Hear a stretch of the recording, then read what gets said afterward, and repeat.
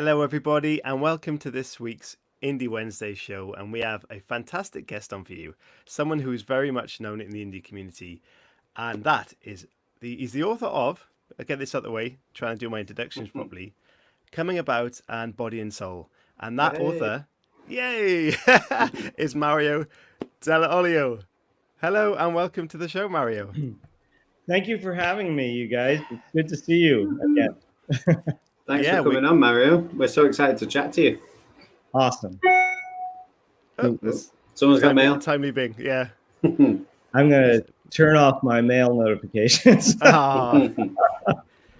So, this for the ones that are listening now or watching this show. We recorded an interview with Mario a few months ago now, in season 1, perhaps. Maybe dropping into season 2, I can't remember. Right. But thankfully, we've improved our systems, and that interview, unfortunately, was a bit kind of all over the shop. So we've asked Mario to interview with us again, and he's very kindly said yes. So here is Mario sat with us again, now in the visual world as well. And we've got Mario's face and Chris Hooley's face on the show, which is fantastic. Yeah. And how are things with Mario? How is Mario's world at the moment? Mario's world is very good. I have been very productive this summer. Since the last time we chatted, I really, I've been writing like a fiend. So wow, good. So fantastic. Well, we'll get into that. We'll get into that in a minute. And because I'll forget this and I'll go on talking and chatting before I've done this. And we have a beer sponsor this week, and you may have already seen them scrolling across the bottom because I classically forgot to take it off. So this is Joseph S. Sam and Ego.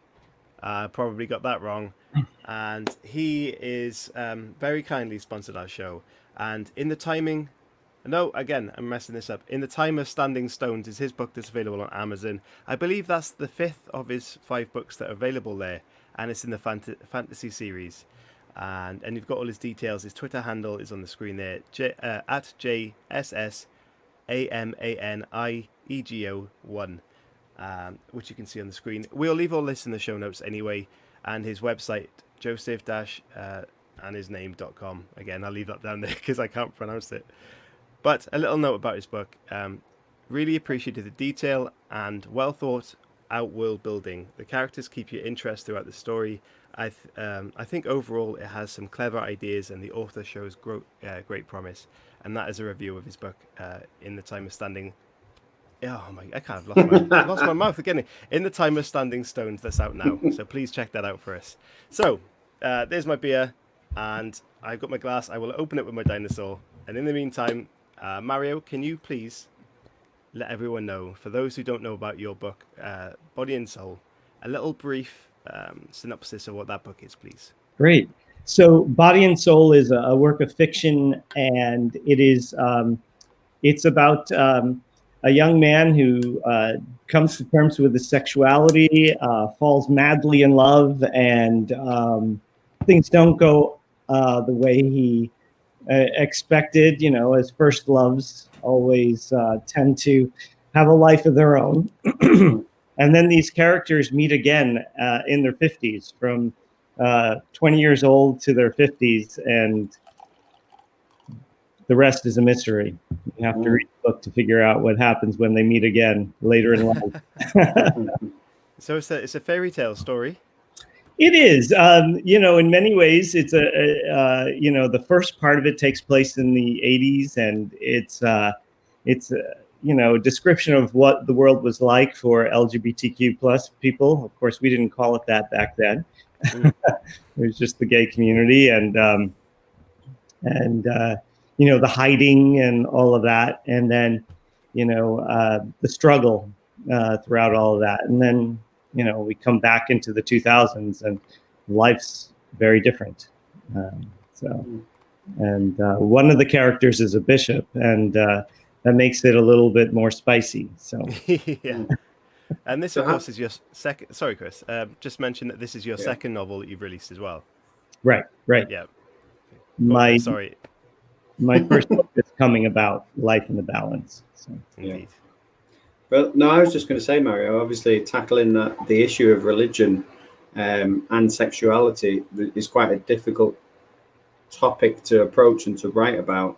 So how did you go about doing that? And So thank you, Chris. That's a great question. I mean, I grew up in a very immigrant family, Italian Catholic family. So the experience of religion tied up into everything we did was quite, it was ubiquitous, and then I myself, I studied for the priesthood. I studied in Rome, and so I had a lot of firsthand experience with dealing with sexuality and dealing with faith issues and dealing with hypocrisy and all of that. And so in many ways, it was pulling stories from so many people I knew who grew up in a religious environment and had to struggle with who they are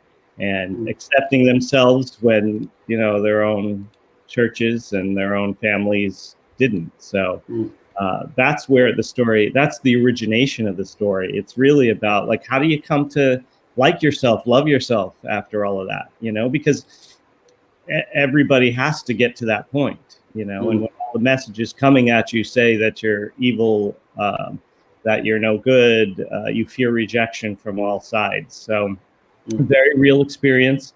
I was able to, I continue, like my next book, which we can talk about later, kind of deals in a similar way with all of that. Yeah. And would you say that as a writer, like writing about spirituality, because that's quite a difficult topic to get across in your characters, having a spiritual journey throughout from the beginning to the end. Have you got any tips for anyone that wants to do that? Because that's quite a challenging task. Yeah, I think the most important thing is to realize that everyone's journey is unique and it's their own. So my journey is my own, and I am not. So for anybody writing, you don't want to tell people to follow your lead because they have to follow their own path, And I think the danger is to become preachy. And you never want to do that. You just telling the story, how you feel it in your heart, or you feel it in your characters' hearts, right? So authenticity is the most important piece of that, and then realizing that you have to allow for other people to go in their own direction, and that yours isn't necessarily right, theirs isn't necessarily right, neither is wrong. It's just yours. So. Fantastic. If we can go back just to the listeners that may not be aware of your work and talk about where writing started for you in terms of where the inspirations came from. Can you let us know a little bit about that, please? Absolutely. So I never fancied myself a writer. Let me just say that from the start. So Coming About, which was my first book, was not based. It is the story of a sailing adventure that my husband and I took. Sold everything, our home, quit our jobs in San Francisco, and decided to sail across the ocean to down to St. Thomas, the Virgin Islands, and it didn't work out so well. So there's a whole sailing accident, and it's the event was very traumatic, and for years we had to tell this story over and over because everybody was like, "You have to tell the boat story," and oh God, give me another glass of wine, please. And so I started to write it down because I thought, okay, now I'm just going to tell them to read the book, and I started to write it in 2013, and I was like, oh no, this is way too much.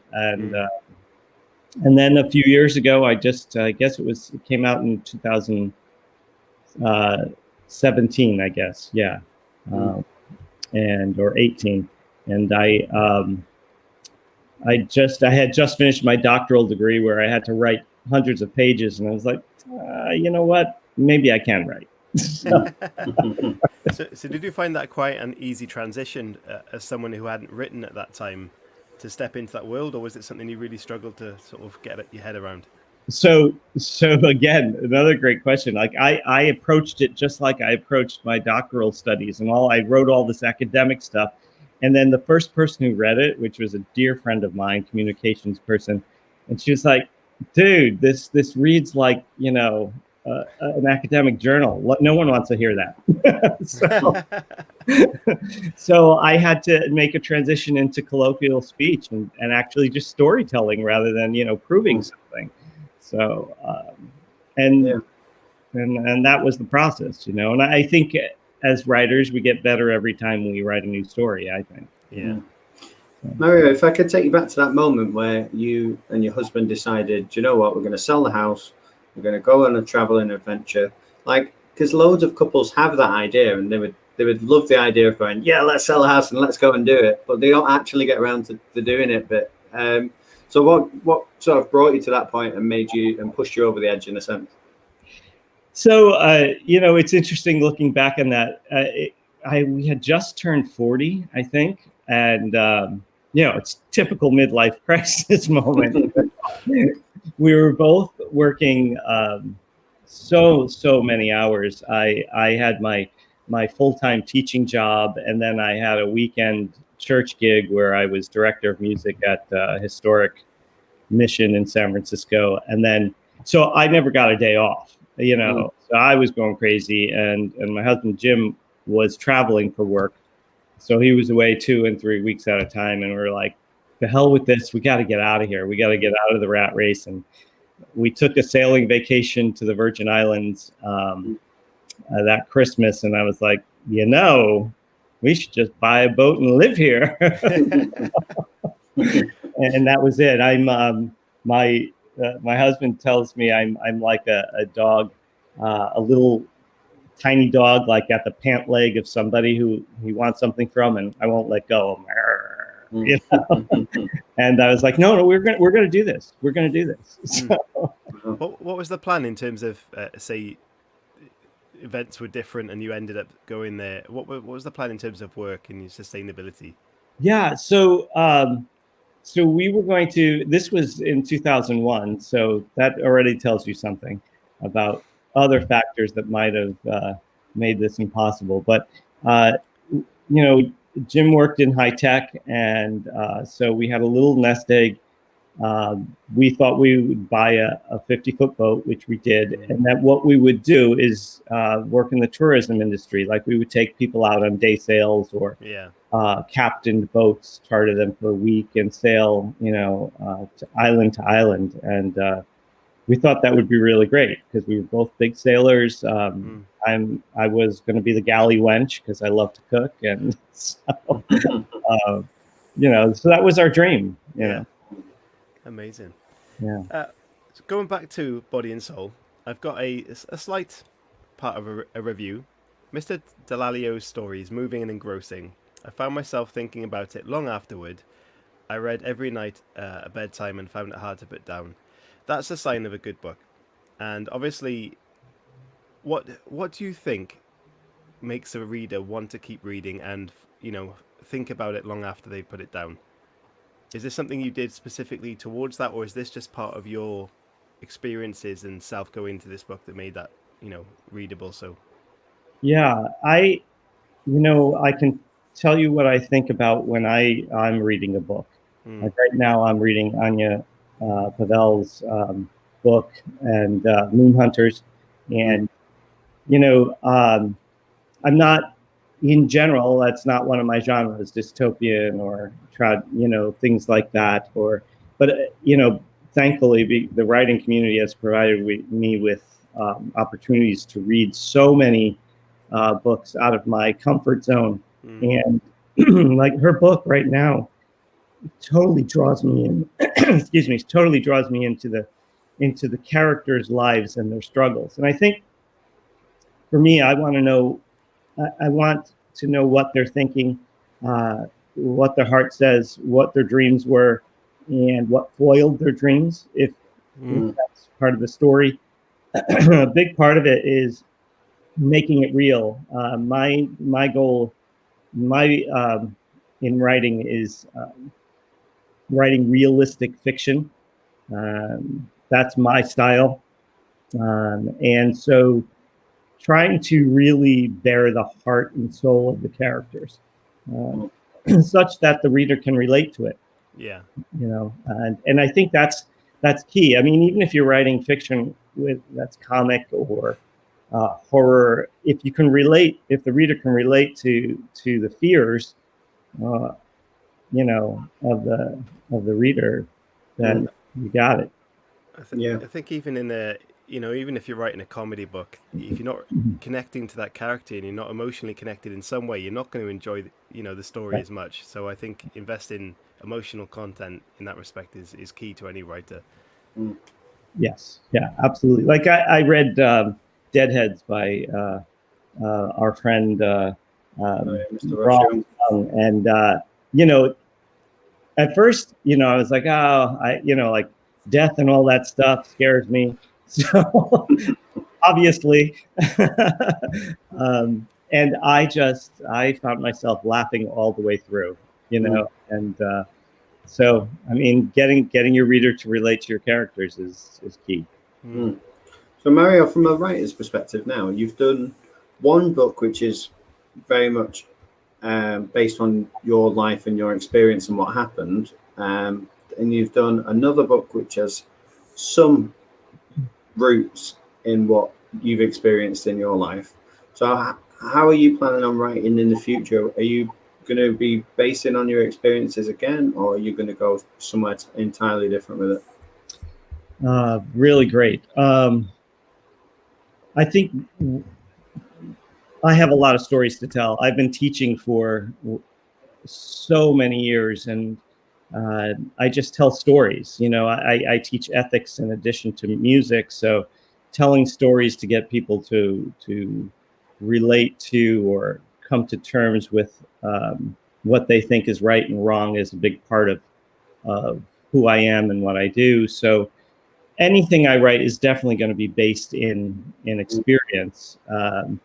But I will create characters based on that. So it's interesting you asked that, Chris. I have completed one full manuscript, just got it back from my beta reader, Ash Knight, who did an amazing job. And that one is ready to go. And then, and that's fiction. And then I just finished the 5th draft of a book that's narrative nonfiction on my parents' love story. So they're two very different books. Again, one is fiction based on my experiences in Rome as a seminarian, inspired by that, and I create characters based on that. And the other one is about Italian immigrants in the 1950s, and so it's I going forward. I don't see myself straying from that. Like I do know there's another book that I've written, maybe, I don't know, only 5,000 words of, but I haven't touched because I was just throwing ideas down on the page. But that's going to be another gay fiction about living through the AIDS crisis. So, and finding love, in spite of it or because of it, and gaining strength. So I suppose, as I reflect upon my writing, it's always there's always an element of finding meaning in life. Finding meaning in what we go through, happy and sad. Talk to us a little bit about queer indie then, because this is something I see a lot on Twitter, because obviously I follow the pages and whatnot, and the website, which is beautifully made. And I think you guys had a lot of input between you on that, and Halo specifically was very good in designing that. Oh yeah. And for someone that may be listening that is interested in that sort of community that really helps authors and is fantastic what you're doing there, can you explain a little bit about what it is and where people can find that? Great. So it's queerindie.com. You can find that on the web, queerindie.com, and then also on Twitter, and it's @queer_indie. And so this really was an organization. There were, the writing community on Twitter can be incredibly supportive, and a group of us, Halo Scott really was the brainchild of us getting together. She really wanted to go to the BookCon in New York City, which was supposed to be in May. And so we ended up gathering, and she put it out there to a bunch of us, and we gathered about 6 of us. So it's me, Halo, TT Banks, Ash Knight, Drew Merkel, and Evan, so Evan Knapp. And we were all set to go, and then of course COVID hit, and we just continued our quest, and so the whole idea of this is that it's radical acceptance of everybody. One of the things that even in my list on Twitter, I have a list of over 3,100 LGBTQ plus writers and allies. For all of us, it's in Queer Indie, it's about supporting everybody. And, you don't have to identify as one of the letters, if you will. I think an important part, an important movement in this is, instead of division, let's have some unity. Let's come together, because we're stronger together. Absolutely. So on our directory on Queer Indie is well over 100 writers of all sorts of genres, and who identify as they identify, and so we want to include everybody, and that's different. We're unique in that regard, because a lot of communities will exclude people, and we don't want to. It's a really fantastic movement, and it's a similar approach the writing community has: open arms and just embrace and lift everybody up. And I love that, and I think it's fantastic. Yeah. And we've completed the Queer Indie set now. I was about to say that. Yeah, we have with Mario on. We've had every single member of the Queer Indie group on. That's wonderful. That's wonderful. And they've been great. They have been. They're such great interviews. I listen to all of your stuff. And to be quite honest with you, I'm really glad you've gone to this platform. It's exciting. It's great to see people's faces. Well, this is where the question of the Queer Indie group came from again. It was in the back of my mind anyway, but I know your YouTube page is now growing as well, as ours is. And it's fantastic to see some of the interviews that you've done at the moment, a lot with your founding members, and it's really interesting. So check them out on YouTube as well if you get the opportunity. It's fantastic. So you mentioned earlier that you were a very busy man, you had no days off, and this is a man with a lot of work ethic. But you also, at the moment, you are currently a coach, a teacher of a choir? Yeah, so I'm a teacher. I teach in the high school or secondary school. It's an all-girls school, and in Manhattan, in New York City. And since March, we have been doing distance learning, and in September, it's going to be a hybrid method, I guess. In part off, I've been directing choirs for over 20 years, well over. And then I also teach ethics.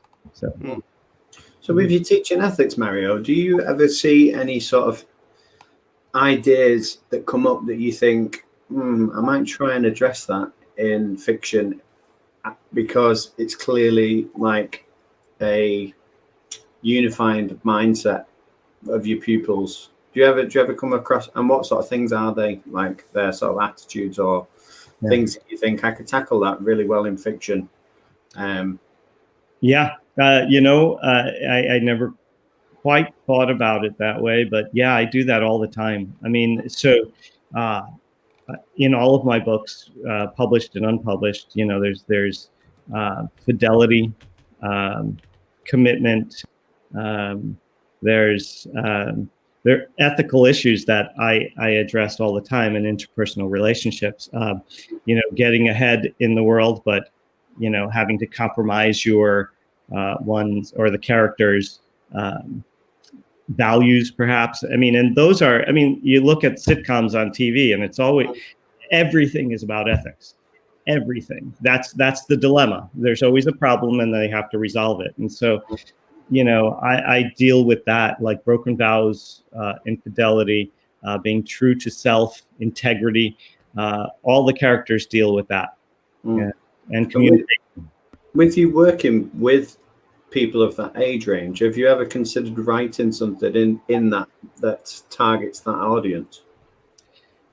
You know, it's interesting because the coming about was the end of coming about is a talk that I give every year to my seniors, right, the week before they graduate, and it's all about turning points in one's life, and how you or how one can find meaning from that. So yeah, the final chapter is that talk, basically, and they were the ones who inspired me to write. You know, my students, they were like, well, you need to write this down, you need to you know, publish this. And after a few years, I'm like, you know, maybe you're right. Mario, can I jump in and ask? I have a clip of your concert videos on your website, which is fantastic. Can I play that very slightly on this show for everyone to hear? Absolutely. Yeah. I was hoping you'd say that. I was hoping you'd say. Okay, give me a second and I will share this. Just very briefly. Yeah, I love my girls.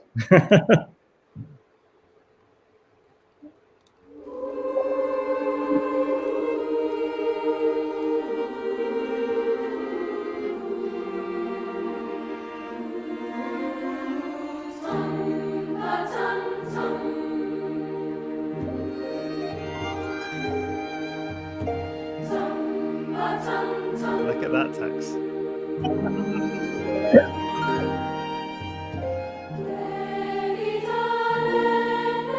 It really is wonderful. It's such a very festive feeling to it.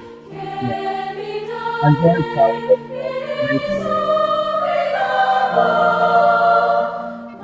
So, yeah, very brief clip there. And let me just remove that screen. So that's amazing. So how did you first get into that? And is it something that you were very passionate about? Or was it one of those things like, we need a teacher for this? Any volunteers? And you were kind of shoved forward? You know, it's very interesting. I started my career as a teacher, teaching a course called Relationships, which is, you know, was about, it was an all boys school. So,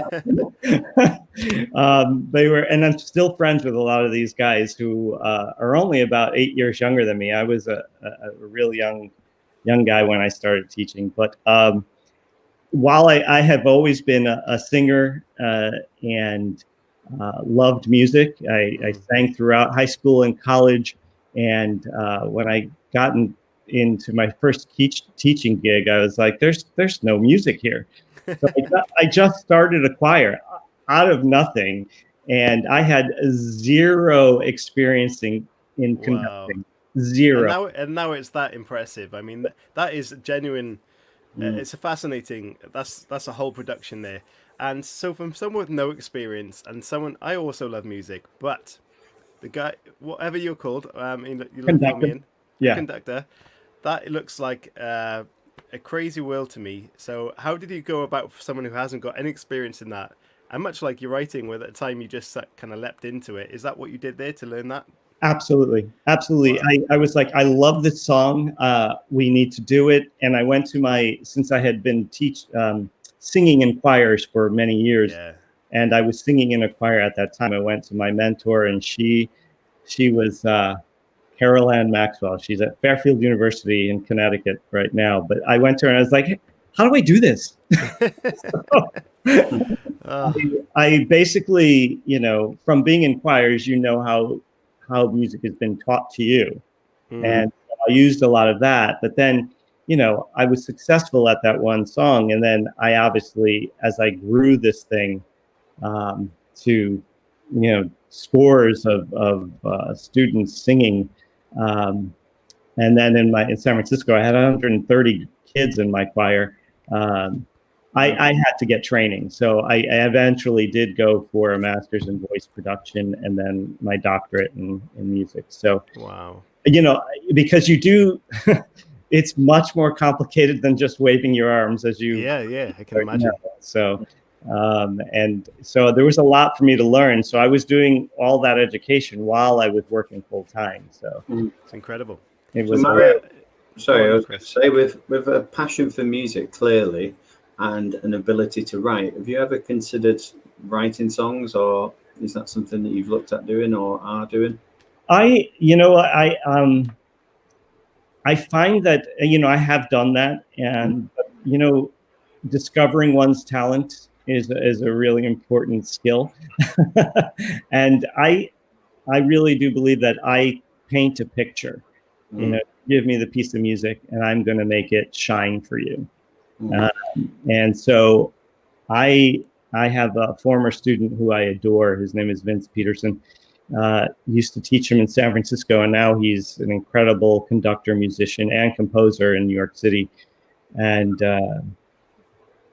he composes. I commission lots of works of music from other artists, and so, in fact, he's the director of the Empire City Men's Chorus, and we were supposed to have a full-on concert based on the book Coming About. Wow. And so he and I chose music, some written by him, some by many other artists, water-themed music and struggle theme, and I pulled excerpts from the book, and it was going to be a whole production. And because of COVID, it was postponed, but it might come out online sometime this fall. So yeah, it's exciting. Music is very. That's my dog. Sorry. Music is very integral to what I do, as you know, but I don't fancy myself a composer. I was about to say when I interrupted you earlier, Chris, that Mario's next film would be like Sister Act 5, his next fiction one, fiction book. I could do that. In my head, I just had Mario running around solving some crime, in the back of his choir. Yeah. Action Mario. Maybe I could combine with T.T. Banks. She's got these great mysteries, crime mysteries, romantic mysteries, and I can add some music. Maybe she would be the violent sidekick for sure, yeah. Absolutely. That's a great new Sherlock Holmes, that is. There you go. Or I could combine with Halo and put some horror in there, and that would scare me away. Amazing. So leading on to your next fiction work, you mentioned we can speak about this a little later. So you have new work on the horizon, which is very exciting. And yes. Can you give us some insight about what that entails? Okay. So it's called, the working title is called The New Men Loss of Innocence. And this is the one that's actually ready to go. And I'm going to query it. Actually, an Irish publisher I just found that's looking for works like this. But I'm going to be querying it on a larger scale. And if it doesn't get picked up, I'll self-publish it because I enjoy that. And I think it's a great medium for us. In terms of new listeners who may be new writers that may be listening to the show, looking for a publisher and then deciding to go self-publish, is there a way that you have a process around that, or is that something you're just going to go for, or is there any tips you can give someone who actually wants to try and get published, but may have to go down self-published route? Absolutely. So there are some great resources out there if you want to go traditional publishing. Querytracker.com is a great website where you can find agents and publishers. There are many resources on the web for independent publishing houses, and every single one of them has varying requirements, what they expect. So you can write there's a formula for a query letter that you have to write. They want it short, sweet, grab their attention, tell us why we should publish it, and what your background is. And but given that each publishing house or agent has a different interest, you will have to tweak it. And then each requires different. Some want the whole manuscript. Some want the first 25 pages, 30 pages, 50 pages, synopsis. They want a whole synopsis. They don't. Most of them do not. If they ask for a synopsis, they want to know how the book ends. So you leave no mystery in that. And so those are the hard steps. You have to do all of that work. And then you send them out, and most of them won't get back to you. 6 to 8 weeks is average. Sometimes it's 3 months. Some say 12 weeks. And some, say, if we don't like it, we're not going to get back to you at all. So there's a lot of guesswork. And it's for a writer, it's frustrating because you've done this great thing. You've accomplished this goal of writing a book, and then you don't hear from anybody. So I would say that it's not just months long process. It could be years. And that's after finishing your novel as well. Exactly. So it's a long process. And so, for me, I did maybe a month's worth of queries on coming about my first book. And I was like, nah, I want this out there. So, and that was right for me. Yeah. So, just make sure we say this all the time, make sure you get somebody to professionally proof it for you, because with our own eyes, we miss a lot. And then I would always suggest, even if you get it professionally proofed or copy edited, you should read it aloud. Read it aloud, because when you read it aloud, you find the missing words. I am someone who's a victim of this myself, I'm a walking example, and I'm not changing things at the moment. And I hope I can get to a point where I'm still happy not to change things. But I did that with my first book, and for very similar reasons to that. I wanted to get it out quickly. And I was very excited, and I didn't go down paying a lot of money for people to do things. And therefore, I've got a good story that's been rated well, and at times poorly because of grammar issues. So, it's a warning to anyone that's listening that's going down that route. It wants to do it cheaply like I did. It can be done that way, but take a lot of time. And if you can afford the professional proof or edits, then go down that route as well, because it will save you in the long run. Right. And like a lot of us don't have a lot of extra money to pay for that, so, there are web products, apps, Grammarly and ProWriting Aid. But, I've put my books through both of them, and they don't catch everything. You need human eyes. So if you can't afford somebody else, at least read it aloud. You'll catch things slowly. Some great advice. Yeah. So going back to the book that I interrupted you on about publishing. Please. So this one inspired. It's called The New Men, as I said, and that's what I was fortunate enough to be appointed to North American College, which is a seminary in Vatican City State, way back in the 80s, and so that carried with it a lot of pressure and new experiences that an idealistic young man was not ready for. And so based on that first year where they called us the New Men, I created 3 characters and followed them through that first year. And they each do different things. One stays in the seminary, one leaves because he falls in love. They all fall in love with somebody. But one stays in the seminary, one decides to leave, and then the third one falls in love with a woman, and we don't know whether he gets married or not.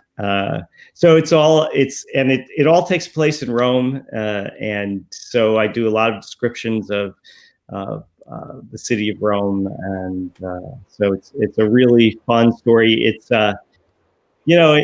and it deals with struggle. It deals with their coming to terms with, as Chris Hooley asked about ethics.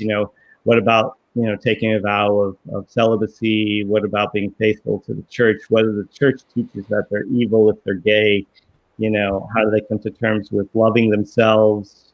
So it's not light. It's not romance. It's more literary fiction, So, but it's substantial. It's during a period. It's like right in the early '80s. How did you feel the transition between non-fiction and fiction? Was that a more playful thing for you to do? Yeah, I absolutely was. It absolutely was. Like at first, I was going to write this particular book as nonfiction, and then it had, as one of my former students, who was my editor on this, said to me, he said, you've got handcuffs on yourself right now. The story could go so many different places if it wasn't nonfiction. And I was like, yeah, you're right. So I rewrote the whole thing over the summer, and and I like it way better because now they could do all these dramatic things that reality didn't allow them to. So. Was your writing process different from the fiction to non-fiction, and how much of a difference was it from, say, your first book to now? Was it a massive difference? Yes. Yeah. Okay. So this summer I've been working on both books, primarily another nonfiction book, and this is called Letters from Italy, and it's really based on my parents' love letters, both Italian immigrants from the same hometown. My father had moved to New York City, living with his immigrant parents, and his brother from Italy sent a photograph, and in that photograph is a picture of my mother, or future mother, and he was like, "Who is this girl?" So he wrote his brother and said, "Ask your fiance who this girl is, and ask her if I could write to her." And 2 years of letter writing ensued. So their whole story, but like that one, nonfiction is, I've heard these stories my entire life, and so both from my father, who passed about 10 years ago, and my mother, who's coming tomorrow. She's going to spend the week with me, and she's nigh on 89, and telling these stories forever. What I had to do in nonfiction was go and research and see how much of them were actually true. I had to corroborate all this information, and they lived through World War II. They lived through, the immigration process. They lived through the tumultuous 60s in the United States. So I had to corroborate all of this information that, I wasn't sure was true. It was oral history. So yeah, I think that the difficult part of nonfiction for me is getting all the facts straight, and then, the first draft wasn't very interesting because I was so focused upon getting the facts out there that it was boring. So after I got all the facts out there, I had to write the narrative, and that part was fun. So your fact finding for a fiction story is a process you do before you write your story, or is that sort of something you and I know a lot of authors do it on the go and some prep the facts. So how does that work for you? In fiction, it's definitely on the go. Okay. Yeah. I had to look up a number of things because for my fiction book, The New Men, and I did that along the way because I had a basic knowledge of it. And I really do believe that writing what you know makes it easier to write. So if you have an interest in a certain area, go with it. You're interested, your passion's going to come out, and then, find out what you need to know. So we have some staple questions on the show, Mario, which I'm sure you're aware of. So one of them that we've added another one in actually. So I'll start with this one.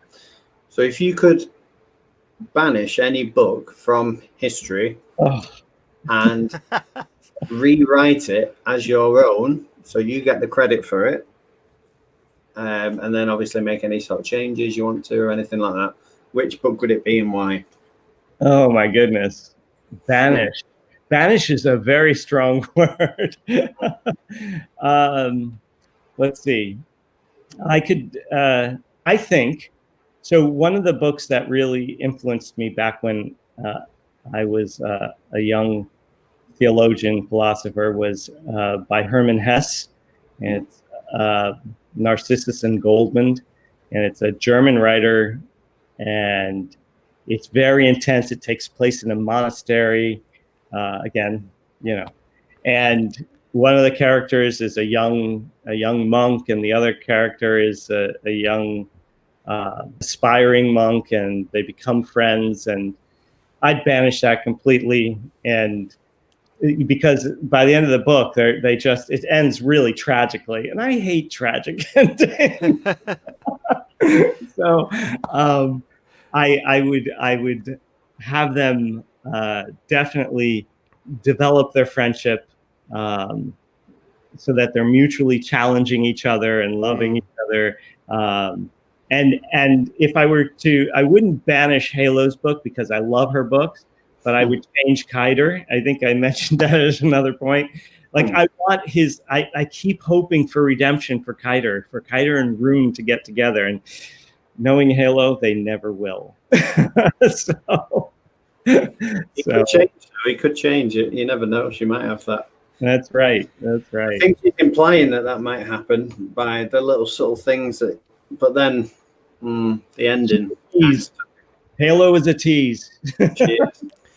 You mentioned how you hated sort of the unhappy ending and you wanted to change it for that reason. So you basically answered the question of what ending would you change in that respect. Yeah. So I'll move on to the character question, whereas if you could take any character throughout fictional history or literature, film, TV, and have as your own, what character would you take? So Lucifer from and Ross Young and I had a very lengthy Lucifer GIF exchange this morning,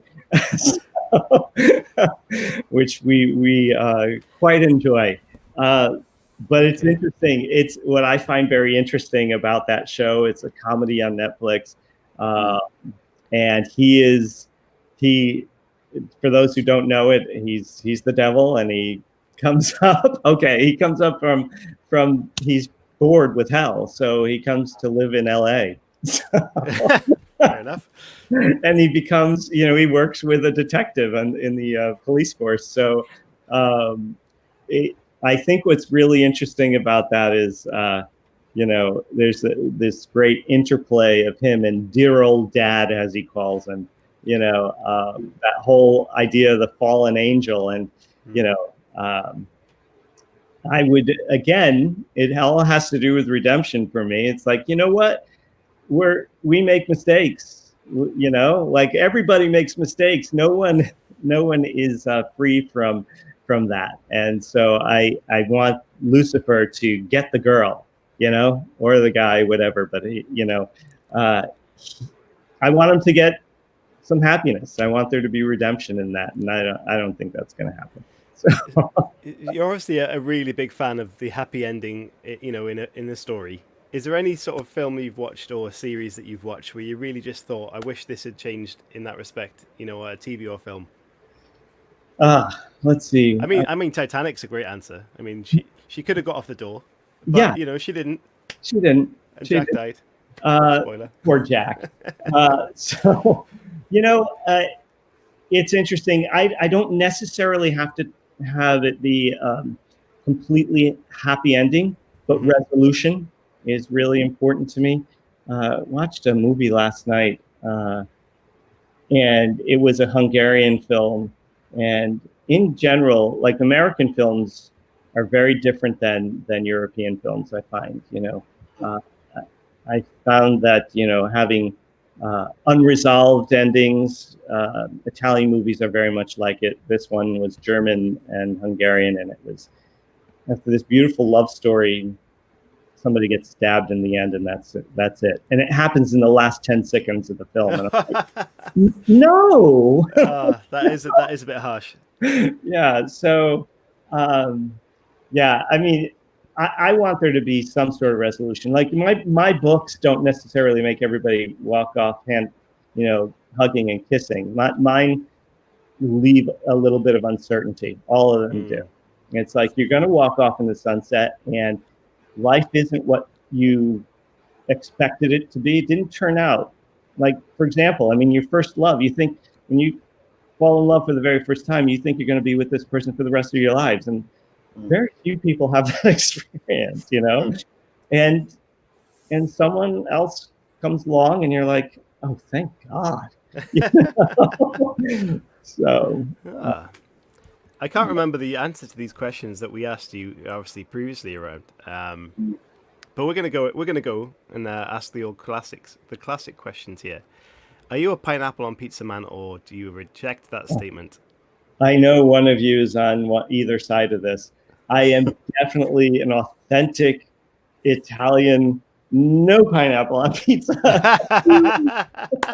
And as an Italian, how did you know? Because this was a creation. We covered this on the show at one point. It was created in, I think, Philadelphia or somewhere by some guy that just was testing things out. Yeah. So as an Italian, that pizza. How do you feel about that invention? Is it a good thing or a terrible thing? You know what? I don't think I should be telling anybody what to do. However, great political answer there, Mario. No, but when I cook, and I go onto the web and look for, I always put authentic before when I put the recipe in, because I want to know what carbonara is like in Rome and Abruzzi. I want to know what amatriciana is like, the real thing, the original. You know, that's how I will cook. You know. Okay. And so I'm someone who I don't cook a massive amount of food, but what I do cook, and I quite enjoy that when I cook it, is spaghetti bolognese. And my nan, she had some Italian in her family, and she used to make. I knew I liked you for a reason. She used to make something, a spaghetti bolognese that was just like, it's never been repeated. You know, she passed many moons ago, but never been repeated. So, is there a special way of cooking Italian spaghetti bolognese, or because often it's actually found that it's more basic approach that is the way it's done, isn't it? Right. Most Italian recipes they're meant to be simple. They're using the idea is to use fresh ingredients, and there's a simple way of cooking them. It's very different than French and I love French foods. With sauces, and it's more complex in my opinion. But Italian cooking can be very fine, but relies on very standard methods and fresh ingredients. Now, bolognese, like here in the northeast part of the United States, you go everywhere in the New York area and they say it's bolognese, and all it is somebody puts ground beef into tomato sauce and throws it over pasta. I'm like, that is not bolognese at all. Like, what are you doing? And so there is, if you go to Bologna, which is the center of culinary Italy, they would use the very basic, the beginning, the onions, the carrots, and the spices there, and they would put milk into the sauce so it gets a creaminess. I think he's an Australian young lad that looks completely like he shouldn't be cooking food, and he swears a lot. He's on that's what I reckon. I think his name is. And he actually did this the other day. And when I was cooking spaghetti bolognese, my version, I put milk in, and my wife was like, "What are you doing?" I was like, "I'm putting milk in this," because of that guy. So I think. And you're right. You're absolutely right. It should have a creaminess to it. And so, me being not health conscious at all, except for my exercising, I exercise so I can eat. So I'm completely with you on that one. Like I'll put half and half or heavy cream in it. Oh wow! Okay. To give it a luxurious flavor, but it's supposed to have a creaminess. And so, if you know anything about Italian cooking, like Central Italy and Northern Italy is much more butter and cream based, and Southern Italy is olive oil, and so there's so many different types of cuisines in Italy. If I'm looking for a dish, I'll go to that region that originated it. And look for that recipe. So you did right. Milk and bolognese. Milk and bolognese. Yeah, I will. Next time I'll do I will research a authentic recipe and see if I can do one. I will do I'll, that. I'll find one and send it to you. Okay, thank you. So, okay, moving on. Galaxy or Dairy Milk? I don't know if they know that Mario know what they are. Oh, I don't- okay. They don't have dairy milk chocolate in America, do they? They don't have dairy milk chocolate. No. We'll have to think of some American sweets that we can candy, as they call it. Yeah. Yeah. Not Yeah, sure that one. Have you tried American chocolate, Chris? No, I don't think so. The Hershey bars and stuff. Oh. Yeah. Yeah, I'm aware of those. Yeah. Mm. So I'm a big Swiss chocolate guy, and I like Lindt chocolate. I love that. It's very rich, very chocolatey, and I like dark chocolate. Okay. Yeah. Yeah. Star Wars or Star Trek? What's your preference? Yeah, interesting. Okay, so I second generation Star Trek. Nice. Okay. Yeah. Okay. I like Picard. My God. Fantastic. What was the others, Chris? Any ideas? I can't remember. Oh, Skittles mine's- versus Starburst.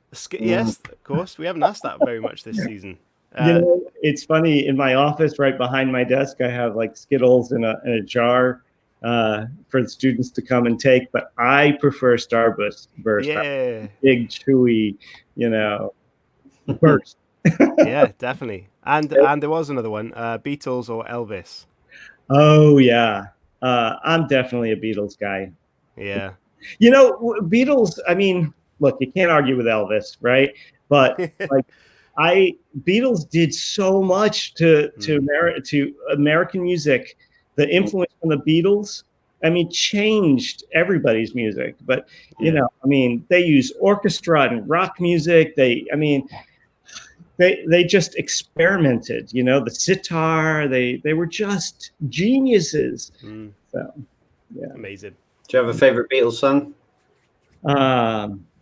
The first one that just came to mind was Eleanor Rigby, but that's not my favorite. I like Michelle. I just think it's very romantic and pretty. I like really melodic songs. I like ballads and I love their early stuff, and where they sang in 4-part harmony or a 3-part harmony. I love that, and no rock group was doing it back then. So. Fantastic. Right. For people that can come and find your your websites and stuff, have you got a link for them? Can you give us some? Yes. My personal website is mariodell'olio.com. It's MARIODELLOLIO. That's a mouthful.com. And you'll be able to see all my music there and my publications and all that stuff. And hopefully there'll be more coming. And then queerindie.com, of course. Yeah, of course. We will indeed leave links to those in the show description. So if you are interested on the podcast, just go into the descriptions and you can press on the links and it'll take you to their sites. But they are fantastic. Both your website and the Queer Indie website look fantastic, and that's where I got your video from your choir from. It's great to see all that on there, and it's a fantastic job. I'm looking forward to Cooking with Mario videos coming on. Oh, yes, dear Chris. That's a great idea. I would watch that all day long. All right. You can, Mario, surely teach me how you can show me how to cook that dish. I will totally do that. Yes, I'll have to figure out how I can set it up, but I'm sure it can be done. All right, that's a great idea. I'm all over that. Cooking with Chris, so we call it that. I'm not sure how many authors on the writing community can actually teach me though. It might get a bit sketchy week to week. We'll set the bar so high with Mario, and it'll be like, why do we do this? About that, but well, thank you so much for coming on the show again and speaking to us, because it's nice of you to do so after we kind of the software kind of went a bit south, but it's fantastic to speak to you as always, and we're really looking forward to the work you're going to bring out, and when that does happen, please let us know when we will share that around for you as well. I sure will. It's always great talking with you guys. You've done such a great thing for the writing community, and I know that you guys are going to be a great success because your show is fabulous. It really is, and it's fun. So It certainly is when Chris gets distracted on the show as well. But we'll move on. Mario, thank you so much. All right, your pleasure, you guys. Cheers. Thank you. Bye.